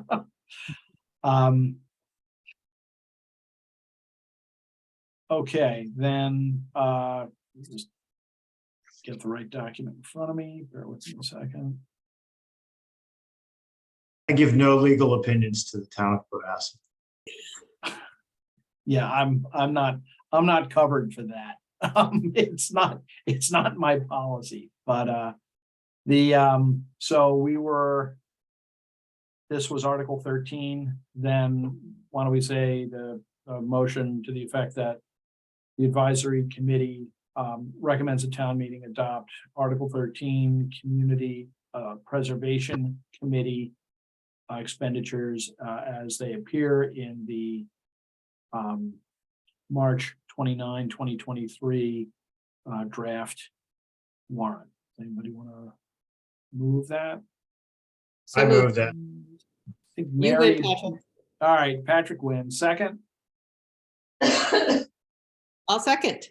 Oh, awesome, excellent. Okay, further discussion? Hearing none, vote by roll call. Gina Stino, Aye. Mike Barclay, I, Patrick Kennedy. Aye. Mark Maggi, Aye. Ellen Mar, Aye. Mary McGoldrick, Aye. Meg Wheeler, Aye. and Rob Hillman. So we have done our duty as to 13. Article 17, we've deferred. Article 18 is this publication of building permits. So I watched the end of the select board meeting yesterday evening, maybe the last 45 minutes of it. And one of the sort of literally a matter that came within the 48-hour exception was this idea that the bylaws contain a requirement that building permits be published in a newspaper of general circulation. And I think in recognition of the fact that really, the town no longer has a newspaper of general circulation. The Mariner is no longer a Cohasset paper. The Patriot Ledger gave up on local coverage years ago. That wasn't what the administration says, that's my observation.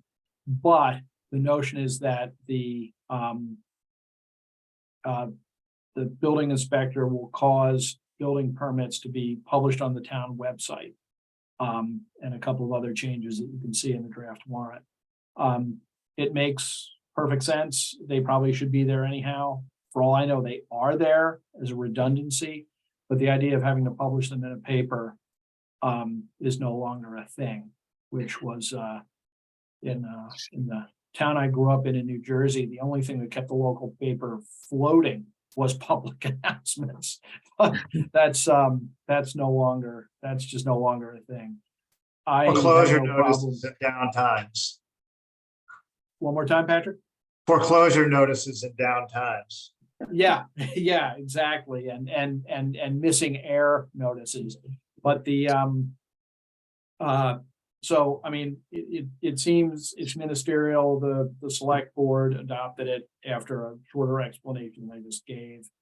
I think what I said is more or less accurate. Does anybody have any thoughts, or should I just do a motion? So if somebody would move that the advisory committee recommend the town meeting approve Article 18, publication of building permits issued in the form in which it appears in the March 29, 2023 draft warrant. Do I have a motion? So I moved. move it. Gene pipped you at the post, Patrick. Second. A second. All right, he's in for the set. He'll place. Further discussion? It just makes sense to do. I mean, it's not required by law for town council, but why not just publish them on the website? Make sure they're published on the website. Yeah, that's right. And there was discussion to that effect. So anything else? Want to vote? Taking that as a yes by roll call, Jean Estino, Aye. Mike Barclay, Aye. Patrick Kennedy, Aye. Mark Maggi, Aye. Ellen Mar, Aye. Mary McGoldrick. Mary Aye, sorry. and Meg Wheeler.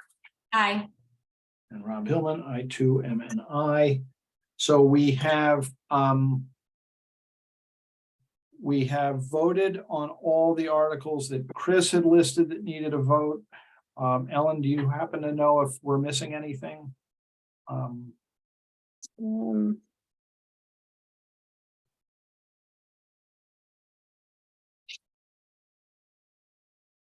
I don't think we are.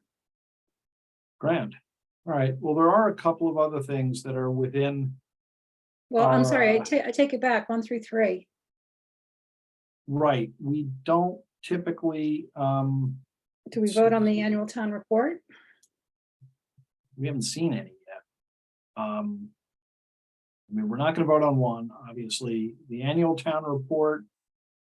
To see if the town will act upon reports, I don't think we've ever recommended on 1 through 3 in the past.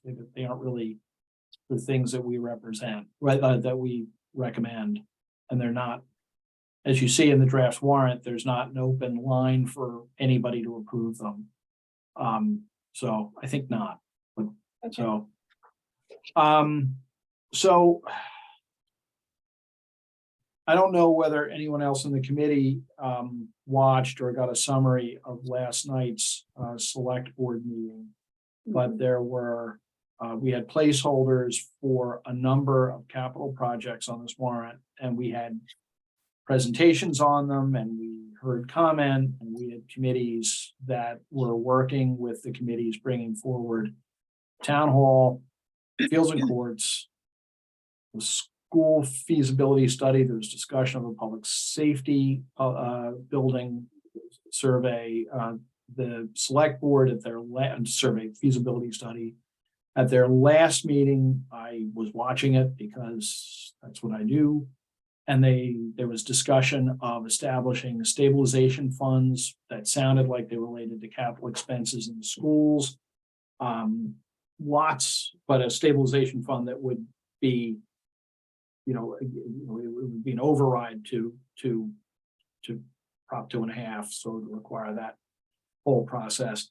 There's this enormous amount of stuff, and the select board decided to send none of it out. It's all off. The town hall project, which bid requests are out for, is now not going to town meeting. There's really nothing for us to vote on, but you should be aware. I still don't know the details. I haven't received any communications about it. There's been nothing sort of issued by the select board, but there's this conversation about having what apparently would be two, not one, but two special town meetings in the fall. One, our normal special town meeting in late November, early December, because early December after Thanksgiving to do the things that we do as a matter of course, a special town meeting. And then a special town meeting in the early fall relating to these, what are now competing capital projects. I'm just reporting what I hear. I don't know what to tell you. There's obviously, a town meeting happens when a town meeting gets scheduled and a warrant is developed, and that's not what we do, but presumably will be expected to weigh in on various projects that go in front of it, which means people are going to want us to be working in August, which is an affront to our institutional practices. But I don't know. Does anybody have any thoughts on that? I mean, we're not going to vote on anything, but does anybody have any?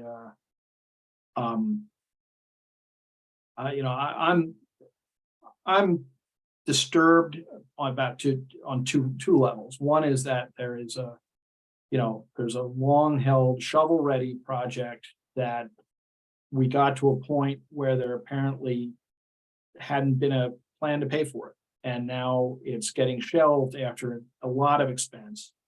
Not even to mention the 3 or 4 previous attempts to do it and the sunk cost of all that. And then second, just, the amount of time that all of you spent and all these other committees spent considering all these warrant articles that just aren't going to happen. So that's what's up. I have vented, but I don't want to turn this into a group therapy session, but I've taken advantage of it as such. So if anybody has any thoughts or, maybe just be prepared because we'll have things to be talking about after this town meeting. Rob, just because I didn't get to watch it. So, we had talked about town hall at the last meet last week. And, again, to your point, we've got up-to-date cost estimates. It's kind of ready to go.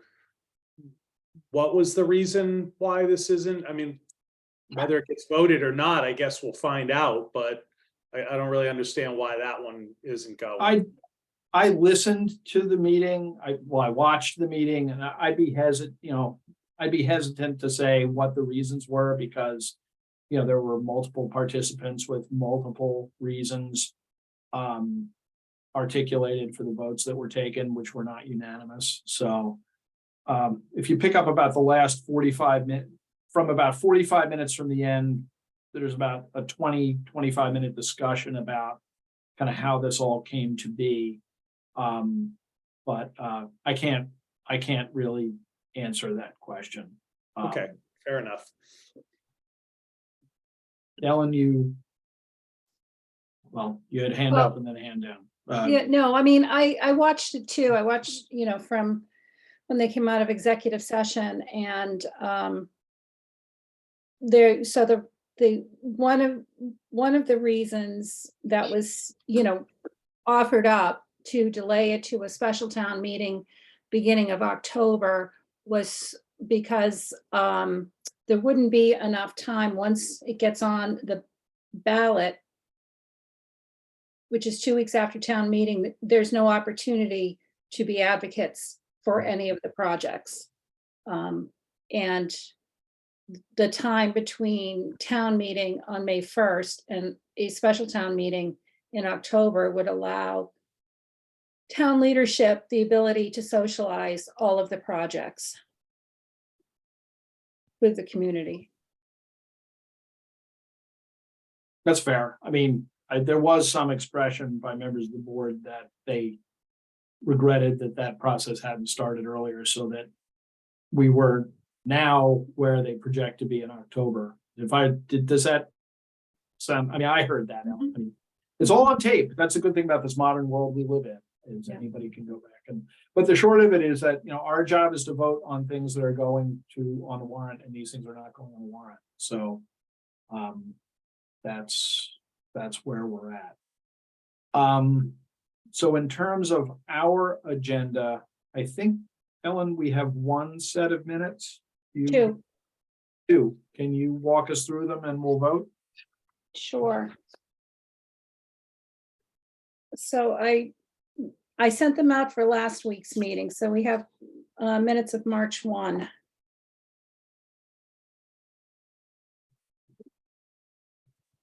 These probably went out the weekend, the 18th or the 19th.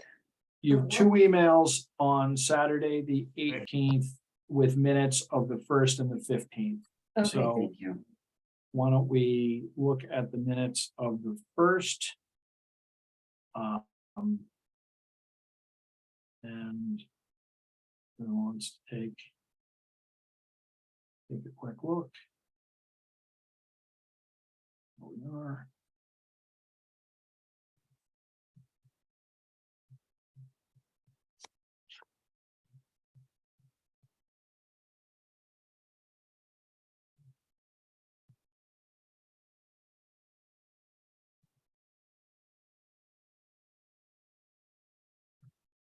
Does anybody have any discussion before we move? Other than Ellen's notes are so copious, it's really impressive. I'll just note that I joined at 7:06 because there was a failure to promote me quickly.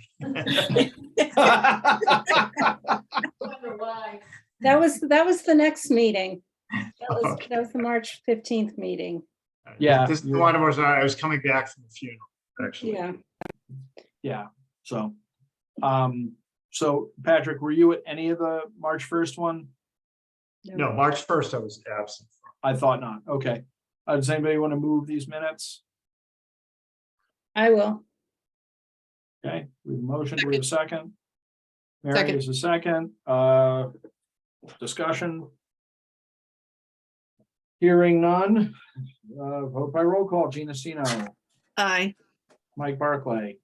Aye. Patrick, you can vote, but you Aye. weren't there. I'll vote- You're gonna Oh, lie. this is March 1 only, or this This is is March 1, so Okay, I'll just abstain? abstain, yeah. sure. Mark Maggi, I'm looking at them right now. I believe I was there, but I know I missed one around that time. we're You- down as no, you were absent. there. You were there. I was there. Aye. Sorry. I know there was a couple where I was traveling. Sorry. I know that one I made. Aye. Mary McGoldrick, Aye. Meg Wheeler, Aye. and Rob Hillman, I too am an I. So turning our Ellen? attention. You skipped Oh, over. did I skip Ellen? I'm sorry. Yep. That's all right. Ellen? Aye. You had moved. Would you like to vote? Excellent. Okay, I apologize. That's all right. So the minutes of the 15th, Yeah. let's take a quick look at them.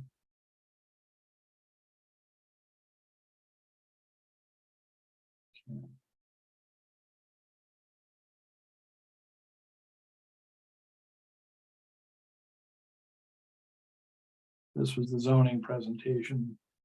Took up most of the meeting. Anybody want to make a motion? I'll move them. I'll That we- second. Jean, Mary, second, further discussion? Vote by roll call, Gina Stino, Aye. Mike Barkley, Aye. Patrick Kennedy, Aye. Mark Maggi. Aye. Ellen Mar, Aye. got you that time. Mary McGoldrick, Aye. And Meg, you were not there. Do you abstain or do you I'll abstain. grant? Okay, then thank you again, Ellen. So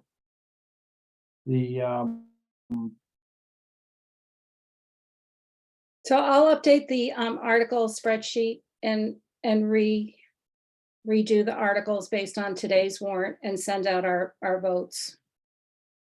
Thank you. Yeah. Very much. And let me just take a quick double check of our agenda items. So I guess one of the things we need to decide is whether or not the committee feels a need to meet next week. I think probably not. Well, it's up to you. I can't be there for a variety of reasons, including time zone based reasons.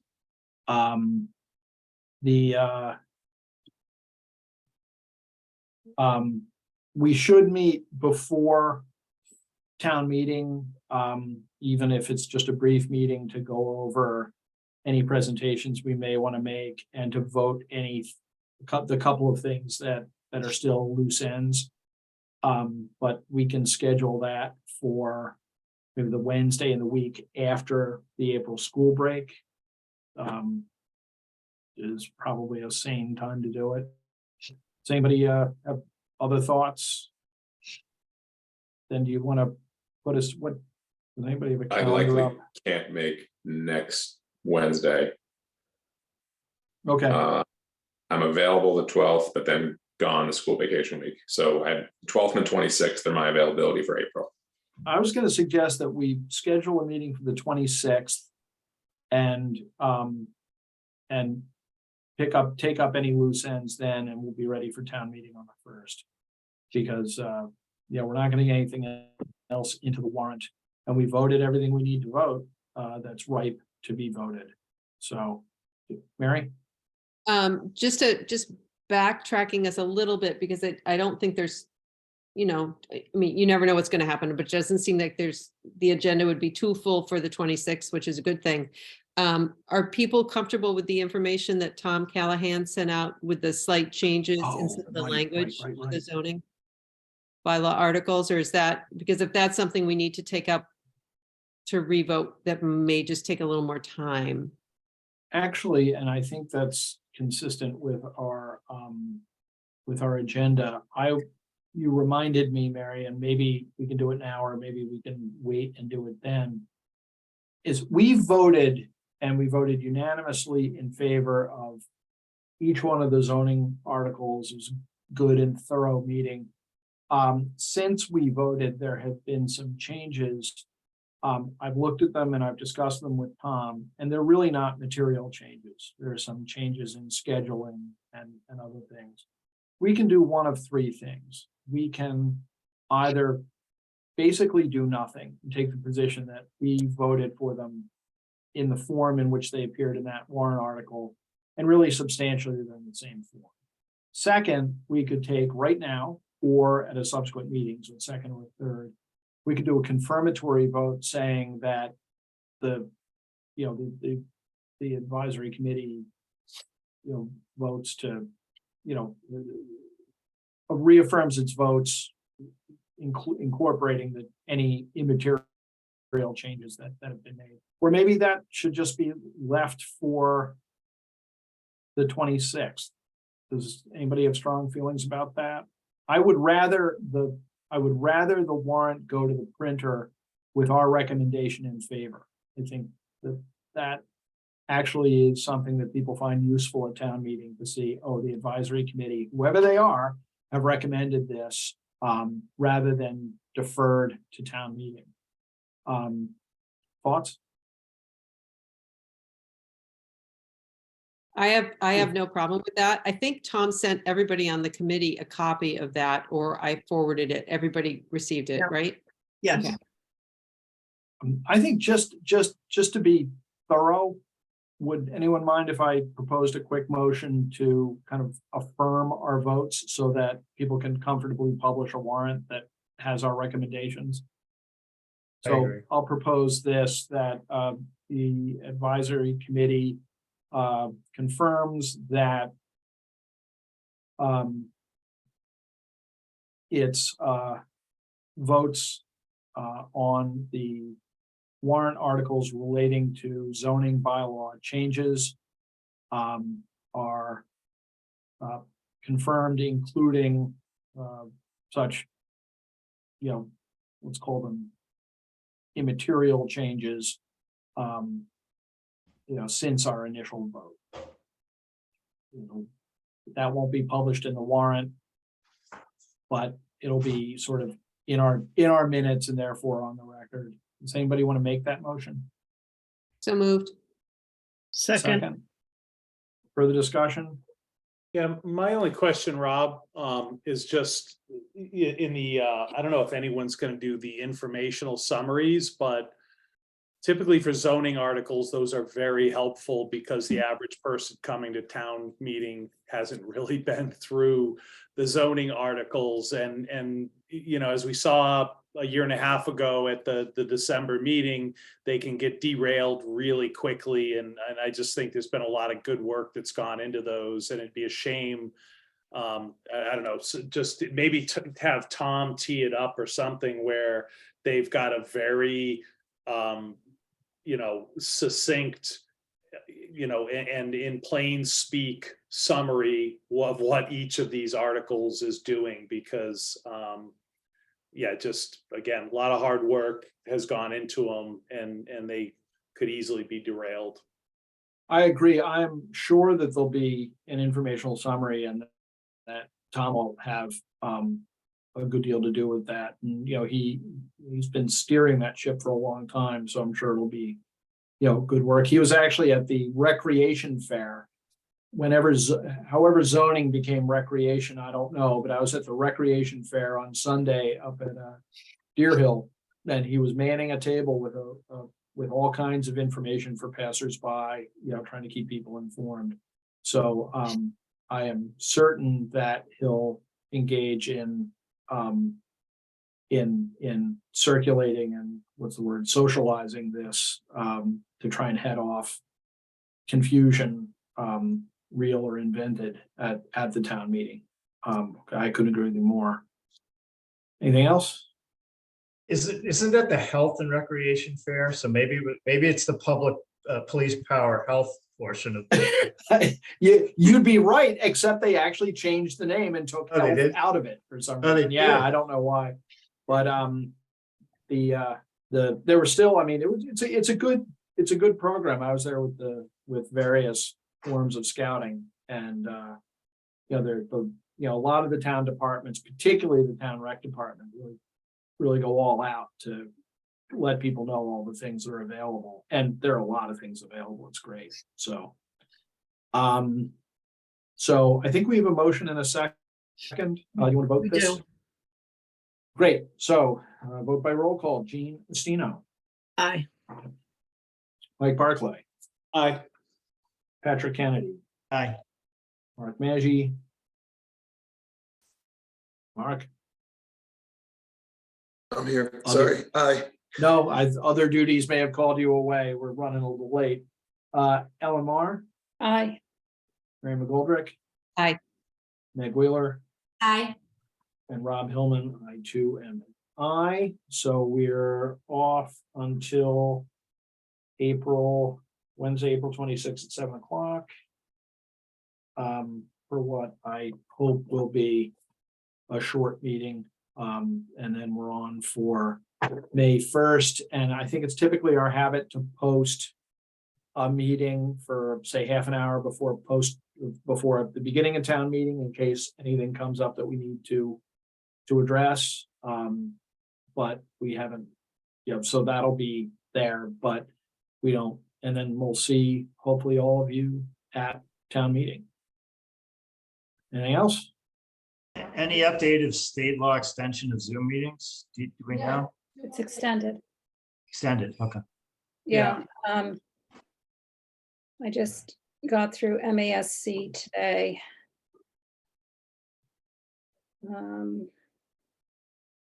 Governor Healy has now signed the supplemental budget, including the provision for remote meeting extension.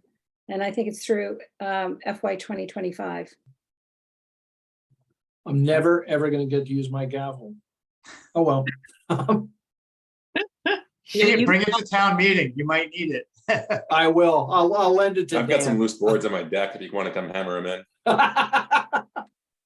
in. Okay, well, have a good April, everybody. Enjoy the vacation week if that's a thing. And see you all back here on the 26th. Motion to adjourn. Motion. Good so idea. moved. I knew there was some reason Oh, how we got okay. off this call. I'm sorry, I'm a little fried today. So Mike, I'm gonna take that as motion to adjourn, which is seconded by Second, Gina Stino? Mark was first to Oh, that. Mark's first. He pipped you at the post. So by roll call, Gina Stino, Aye. Mike Barclay, Aye. Patrick Kennedy. Aye. Mark Maggi, aye. Ellen Mar, Aye. Mary McGoldrick, Aye. Meg Wheeler, Aye. and Rob Hillman. I too and I. Thanks very much. Have a good night. Thank you, Thank you. Jen. Thanks, everyone. Take care. Thank you, Jennifer. Bye. Thank you. Oh, yeah, thanks very much. Okay, I'm out of here.